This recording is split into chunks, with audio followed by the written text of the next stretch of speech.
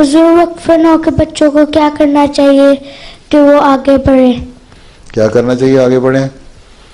ان کو سب سے پہلی بات تو نمازیں وقت پہ پڑھنی چاہیے.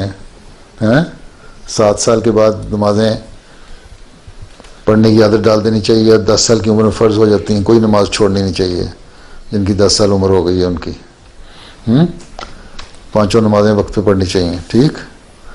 پھر نماز کا الفاظ کے نماز کے الفاظ جتنے دعائیں جو ہیں سب کچھ ہے وہ اچھی طرح یاد کرنے کے بعد اس کا ترجمہ سیکھنا چاہیے.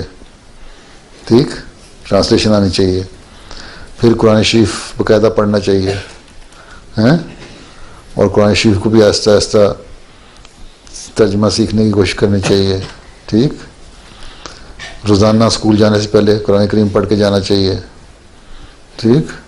تاکہ اللہ تعالیٰ سے بھی تعلق بڑھتا چلا جائے. ٹھیک. نیکی کی باتیں کرنے کی توفیق زیادہ ملے. پھر ماں باپ بہن بھائی بڑے جو ہیں اچھی نصیحت جو کرتے ہیں اجلاسوں میں بیٹھ کے نصیحتیں سنتے ہو ان کو عمل کرنا چاہیے. ٹھیک. ٹھیک ہے. ساکم اللہ. اور پھر اپنی جو تمہاری اسکول کی پڑھائی ہے اس پہ بھی پوری توجہ دینی چاہیے. ٹھیک ہے. اچھی طرح پڑھو, غور سے پڑھو تاکہ اچھی پوزیشن آئے. ٹھیک ہے. اور آگے ترقی کرتے جاؤ. تو دین کی تعلیم کو بھی اور دنیا کی تعلیم کو, اسکول کی تعلیم کو بھی, ساری جو تمہاری ایجوکیشن ہے نا اس کو اچھی طرح حاصل کرو. کسی چیز میں پیچھے نہیں رہنا چاہیے. ایک نیکیوں میں آگے بڑھنا چاہیے کہ قرآن کریم میں لکھا ہوا ہے کہ نیکیوں میں آگے بڑھو.